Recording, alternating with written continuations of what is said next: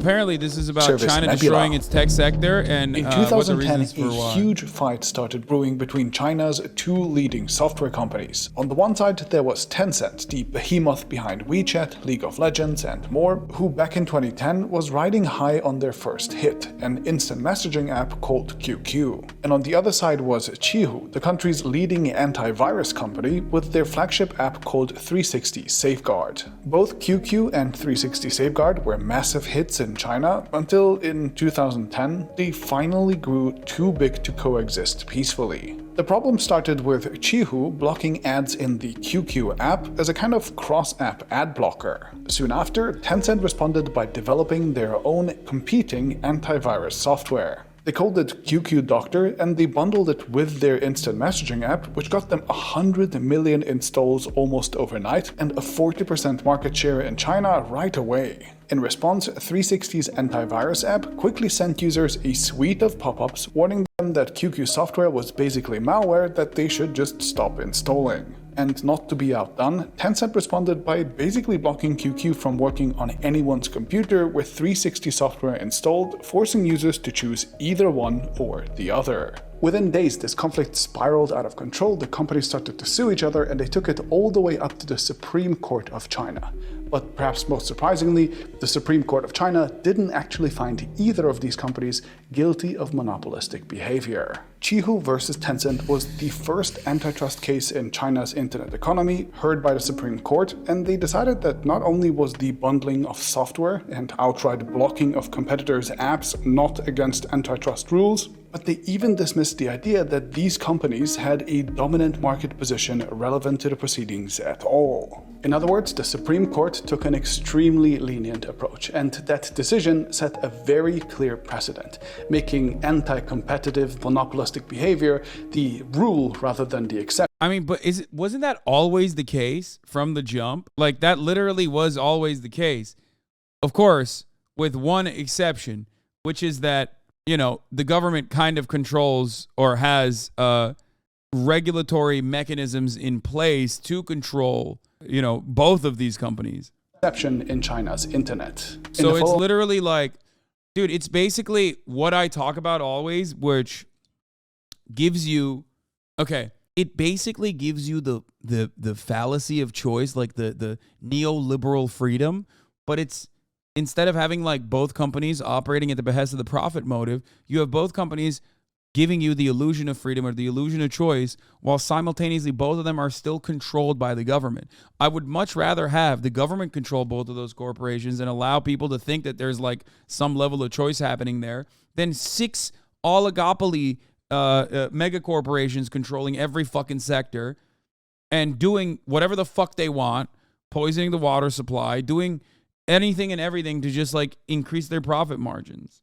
Long years, Tencent's WeChat routinely outright blocked links to competing social media apps, killing many competitors in their tracks. Retailers like Alibaba frequently told brands that they would have to choose between listing either on their platform or those of their competitors, a practice commonly called in China choose one from two, and so on. For the last decade or so, China's internet became the Wild West, or shall we say Wild East of monopolistic behavior, with the Chinese government doing very little to stop it at all. So it came as a huge surprise when in 2020, the government took a massive U-turn. A sudden and violent series of crackdowns started, in which every major internet company in China became targeted, hundreds of fines were handed out, legal systems were completely reformed, managers were fired or stepped down, companies were forcefully delisted from stock markets, and so on. The crackdowns lasted almost 2 years, and together with other recent economic difficulties, they wiped out at least $1.5 trillion in value from tech companies. That is 4 full Facebook's worth of market capitalization. I mean, 4 Meta's worth, of course. I can't watch the rest of this. I can't. I'm gonna start coming violently. And I feel like that's inappropriate for me to do on camera, okay? He said violent fines were implemented on the tech sector, and I was just like, oh, that sounds so good. What the fuck? I'm gonna come. Do not come. Do not come. I'm gonna come.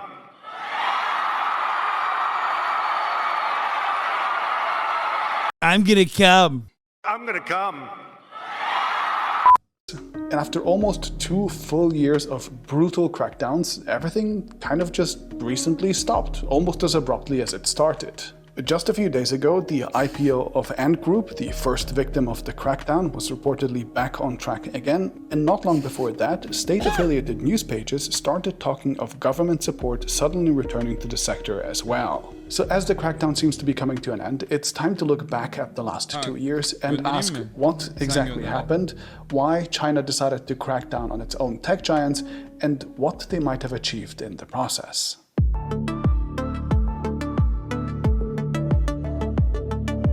The first signs of the crackdown were pretty well publicized across the world, starting with Jack Ma giving a now infamous 2020 speech in Shanghai. In it, he condemned China's financial regulators for holding innovation back by requiring tech companies like his own Ant Group to follow similar risk management strategies as traditional banks when holding money. He implied that it was an Dude, oh my God. I can't watch this. I can't. It's just like, it's too much. It's literally too much.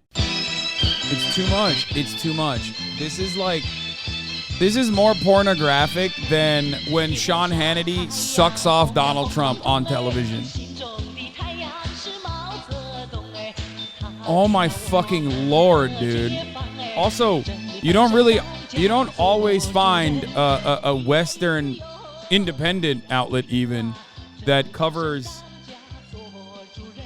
terms on these on exactly the real boundaries that they're supposed to happen on.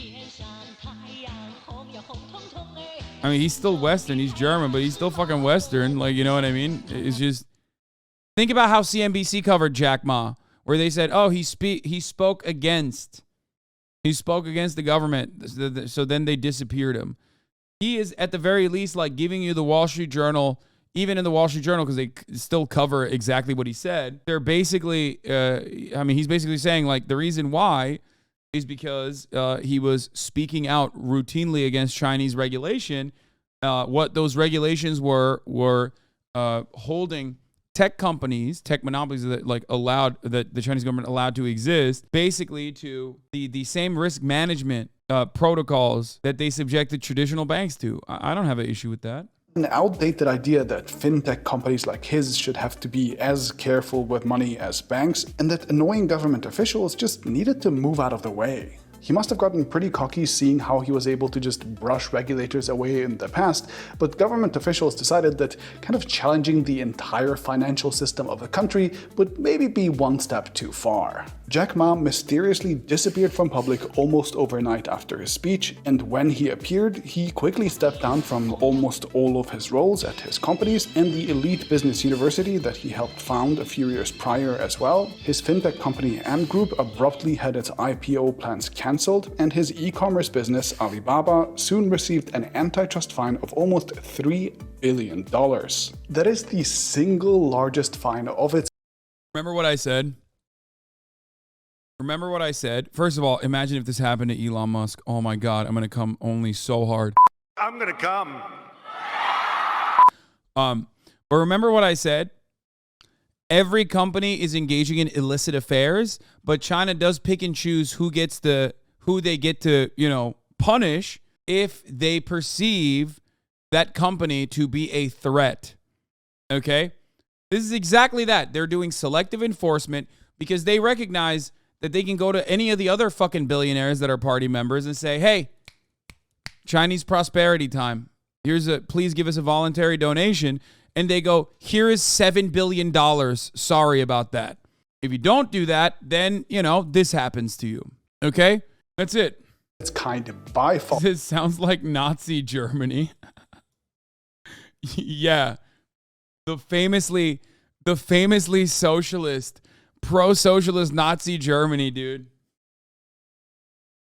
Brother, what do you mean? You're literally talking about the most effective mechanism of control that capital owners absolutely loved in human history. An experiment that straight up utilized nationalistic fervor to justify like corporate control over an entire fucking nation that had imperialistic wants and desires that felt cucked out of the race to colonize the rest of the fucking planet in comparison to all of its other European bordering nation states.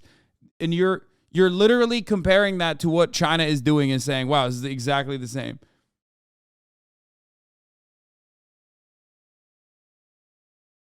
Fascism has always been a mechanism of control for capital owners when push comes to shove. In the history of China, and it's big enough that even EU officials would be impressed by the sum. And if there's anything that EU officials are familiar with, it's handing out big fines in the name of antitrust. Jack Ma's fall from grace was swift and decisive, and seeing the massive credit crisis in the Chinese real estate market that developed soon after, it's clear to see in retrospect that Jack's speech about loosening financial regulations must have sounded particularly dangerous to the government at the time. That said, while he might have started the avalanche, the crackdowns didn't stop with him at all. Every single major internet company in China was targeted, and the government pushed through major changes in 7 areas. First, antitrust. China suddenly decided to crack down on those choose one from two and other similar practices it tolerated for decades. It got much stricter on blocking mergers that they deemed anti-competitive, they handed out hundreds of fines, and they passed much stricter anti-monopoly laws as well. Second, deceptive practices. Chinese internet companies were just as full of fake reviews, fake discounts, fake prices, well, just about everything as they were of anti-competitive behavior in the past, and the government launched lots of investigations and handed out fines relating to those. Third, privacy. After decades of virtually unrestricted access to user data, the Chinese government passed the so-called— This is so fucked up. I hate this. I'm sorry. I fucking hate this. It's so disgusting. This is literally like watching your wife of 30 years get fucked aggressively on camera. I'm looking at this and I'm sitting in the fucking cuck chair like I'm Sneeko, watching another country live out my dream. Okay? I'm Sneeko. We're all Sneeko. Everyone that lives in the Western world watching this video is like, come on, bro. No, this is like absolutely preposterous, dude. We're all in the fucking cuck chair, man. I hate to see other motherfuckers living out my dream, dog. This is not good, okay? First, I was coming uncontrollably. Then I realized, when the fucking camera pans over, I realized, oh my God. I could be living like this. And now I feel shitty. What do we get, dude? You know what we get in America? We get this shit. Trump on the fucking dumbass Full Send podcast. That's what we get. Okay? China's out here being like, oh yeah, what's up? We're going to do insane amounts of regulatory control over the fucking tech duopolies and oligopolies that exist in every fucking sector. We're going to do massive crackdowns. We're going to fine you into fucking oblivion. We are going to ensure that there are no more mergers happening. There's going to be top of the hour ad breaks and subscriptions for every single person, because at the top of the hour, there's a 3-minute ad break. And if you no longer want to see those ads, all you need to do is subscribe. And it's actually Chinese prosperity for Oilers to gift subscriptions to those who have not. Okay? So that everyone can avoid, the top of the hour ad break and enjoy an ad-free broadcasting experience. Okay? And I'm over here watching all this happen, and I'm like, why can't we have this? It's fucked up. Alika, thank you for the 5. Get the subs. Me, when I realized the bullet train I'm taking between Beijing and Shanghai tomorrow is actually a 2004 Toyota Camry. I have to drive through 14 hours of traffic from Dallas to Houston. Exactly. Preston for the win. Sorry, I'm a potato. Alika and great value Lewis Hamilton. Thank you for the 5. Get the subs. Allowing 20 people to have Chinese prosperity at the top of the fucking hour. Personal Information Protection Law, or PIPL for short, essentially China's own version of the EU's GDPR, which it is partially based on. This meant much stricter privacy laws, and the Kyle Marks and Alienated Quebecois 666. Thank you for the fucking 5 gifted. Bottom G with the 50 gifted. Top G. government also named and shamed 43 apps for illegal data collection, while even temporarily pulling some violators like TikTok from app stores completely for breaking these laws. That's pretty significant. Of course, in practice, PIPL doesn't restrict government access to user data, but on the private company front at least, it does theoretically make it so that China now has clearer and stricter nationwide privacy laws than the US, for example. Fourth, labor laws. Chinese tech companies were famous for their 996 office culture, asking office employees to work from 9 a.m. to 9 p.m. 6 days a week, with many leaders like Jack Ma not just openly endorsing such systems, but even calling it a blessing. Of course, the problem is that when your official policy is to make people work like 70 hours a week, every week, constantly, that's kind of illegal, even in China. And while the Chinese government in the past decided to not enforce those rules, they suddenly decided that maybe it was time to enforce those rules. Fifth, algorithms. New laws theoretically force companies to disclose to users when they use recommendation algorithms to push content to them and to allow their users to opt out of being targeted with such algorithmic recommendations. Sixth, financing and governance. In the past, most big Chinese internet companies listed their shares, or at least the shares of their shell companies in the US when they went public, which allowed them to raise money from mature international capital markets. China decided that it no longer liked this, as it wanted to build up its own capital markets at home, so many national champions like Didi, the kind of Uber of China, saw massive investigations and crackdowns after going public in the US, which forced them and many others to withdraw. And not only has China made it clear that it wants companies to list at home going forward, but it also started demanding so-called golden shares in most internet companies like TikTok maker ByteDance or blogging platform Weibo, which would give the government a seat on these companies' boards with the power to veto future decisions. And finally, two problematic industries were singled out and, well, basically utterly crushed. Video games, as these were deemed to be too addictive, and after-school education, as this was seen to be putting way too much pressure on. They went after video games and edtech. Kids in China. No new video games or major updates were allowed to be released for almost an entire year in the country. The government limited playing hours for minors to just 3 dedicated hours a week and mandated that facial recognition. Okay, I disagree with that. That's kind of fucked up. Yeah, that's pretty fucked up, to be honest. Yeah, no, never mind. EdTech is fine. That was good, actually. But the other thing, nope. Didn't the evisceration of like Chinese EdTech and like after school programs, which in Turkey we call dersane, for the record, didn't they basically make all of that public? Someone in this chat should know. What they ended up doing was beef up the public sector, like public education sector, which actually opened up a lot of opportunities in even one of the ghost cities that we were looking at, where people now people started moving into areas where there were better education. Abi denediler ama tam da olmadı. Bizde olmaz oğlum. Biz Çin değiliz. With the amount of video games you play, you might as well be a Chinese child.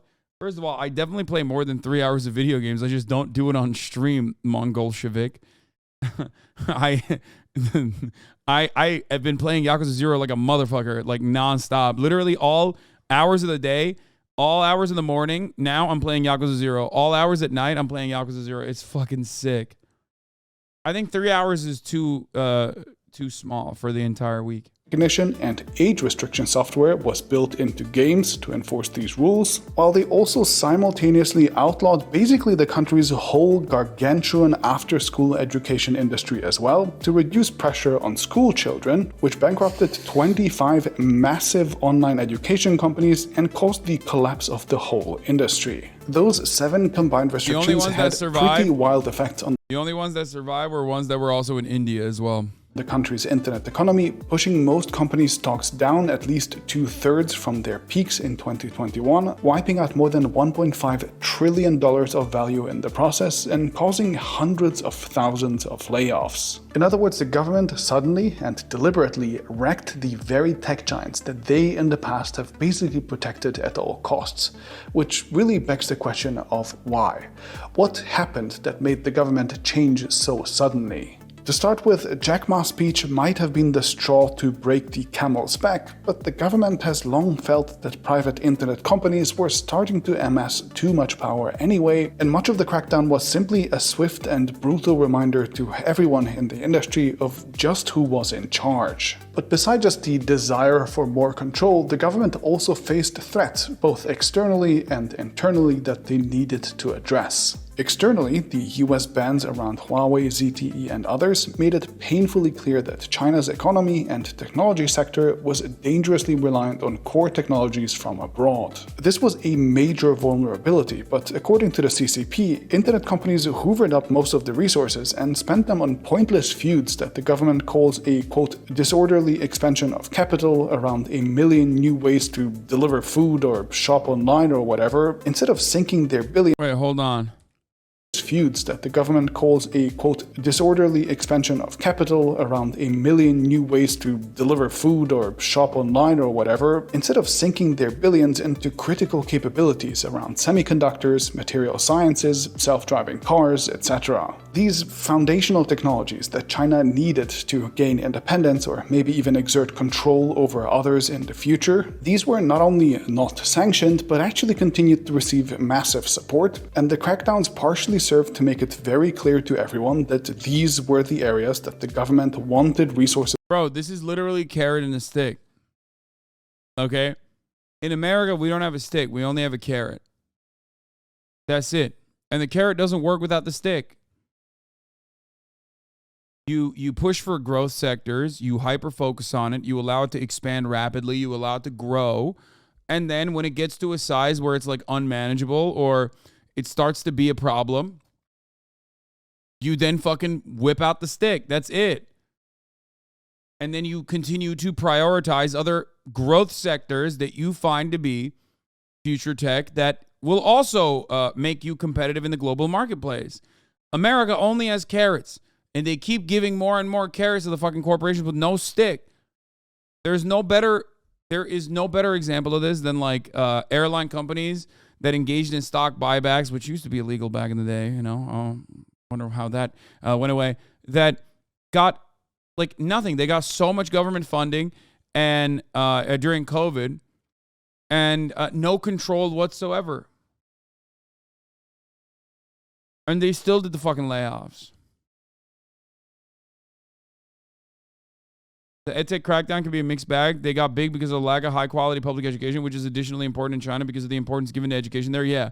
The Chinese principle behind Chinese cultural attitudes towards education is closer to a meritocracy than anything else. It literally goes. I mean, this is something that they had like fucking 1,000 years ago.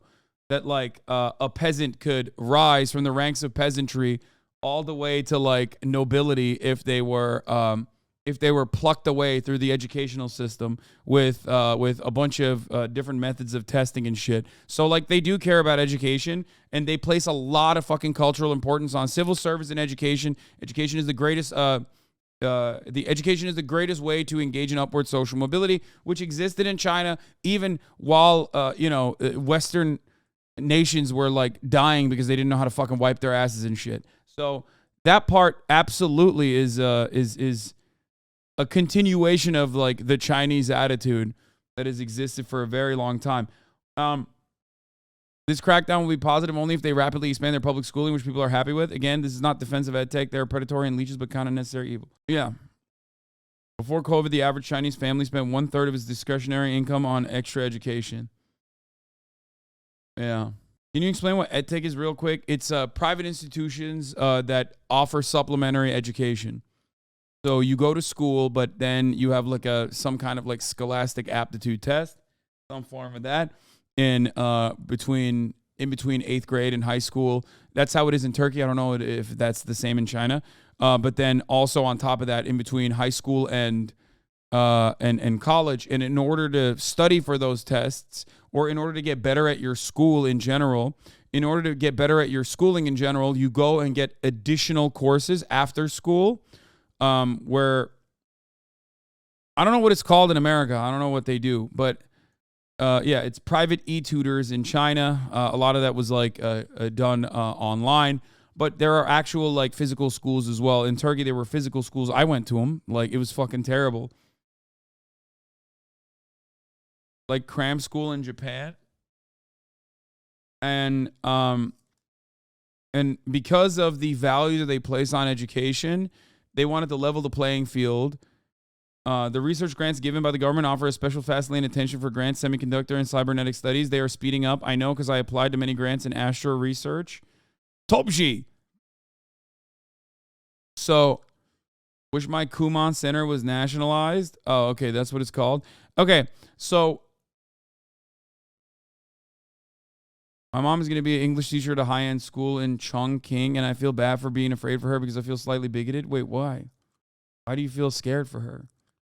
What do you think is going to happen? You think they're going to fucking arrest her or some shit? Like, what the fuck? She taught them English too well.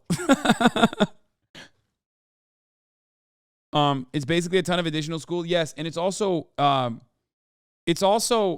additional school that you have to pay a lot of money to be spent on much more. And internally, the Chinese economy, and through it, Chinese society as a whole, was reaching a pretty significant turning point as well. I'm going to be honest with you. Your mom is significantly worse off being a teacher in Oklahoma than she is in any part of China, okay?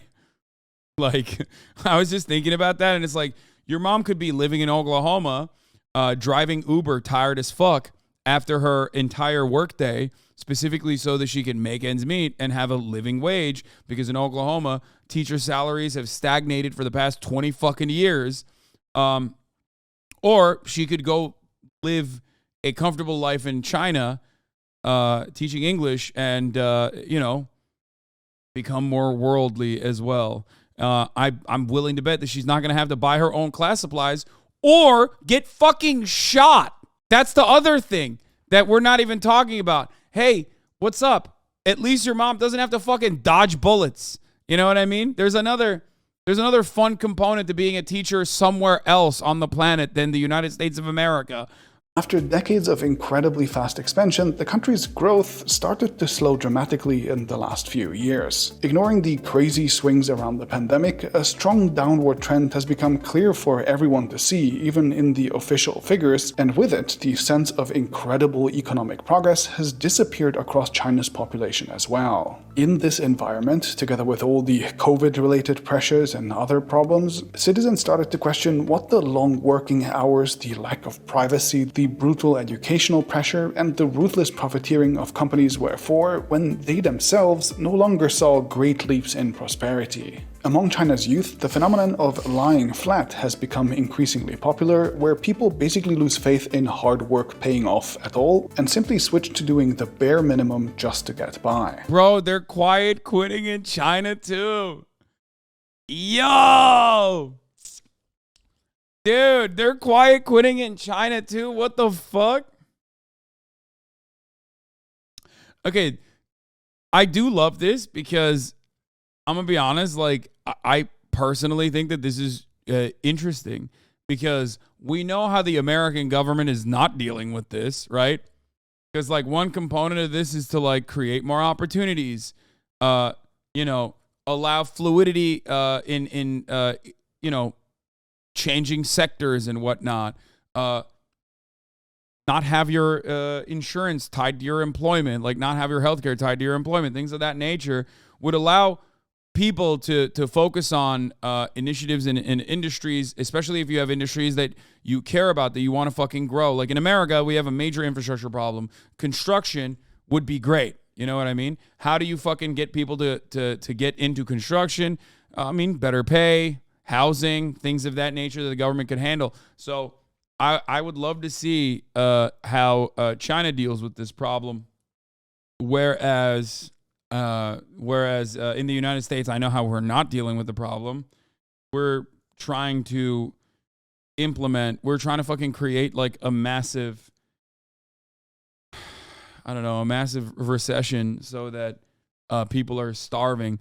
Kevin McCarthy is literally talking about how he wants to tie benefits and entitlements programs to, I'm not even going to call it entitlement, benefits, social safety nets to more work conditions, even though the job availability to the fucking current number of unemployed is identical to has gotten back to pre-pandemic levels, and yet people are still saying, oh, we have so many jobs that are open, but no one wants to fill them. You're misinformed. China is collapsing. Look, I know, dude. China is collapsing every fucking week. I personally have Chinese friends of my own who subscribe to this lying flat idea, and it's just wild to me to see how people suddenly turn from kind of just accepting the hustle and working like crazy to turning their back on it almost completely. When the incredible growth stops, citizens understandably start demanding more of a focus on getting better consumer protections and working conditions, etc. And many of these changes and laws aim to signal to the population loud and clear that that's what the government is focused on now. Shorter working hours, less educational pressure, fewer scams online, etc. The government calls this a shift from a high speed to a high quality model for economic growth, and it emphasizes the concept of common prosperity. So that's why I think the government did it, to gain back control, to focus resources on what the government considers to be sensitive, critical technologies, and to further the idea of common prosperity. China seemingly compressed 2 decades of tech regulations into 2 years, so these changes seem exceptionally violent, and I think that is deliberate as they attempt to I'm going to use the term violent. You know what I mean? Like, that seems kind of, this is a strange choice of words, but otherwise this video is fucking, what a banger. I love this. I don't know who this guy is, but holy fuck, he's popping. I think he probably means like aggressive, and it's like an ESL problem. No, I'm not even kidding. I think he literally, I think he's, because the rest of the energy is incredibly pro-China, I would say, in comparison to the rest of the, Western media. So he probably is trying to say it's very aggressive, but like maybe having like a ESL moment. Because I didn't see anything in this fucking entire video where he makes it seem like what China is doing is bad. If anything, he offers genuine context that you rarely ever get from most outlets. Send a very clear message to both the industry and their citizens that they take these things very seriously all of a sudden. Now the question is whether these consequences will work as planned and whether there are any unintended consequences.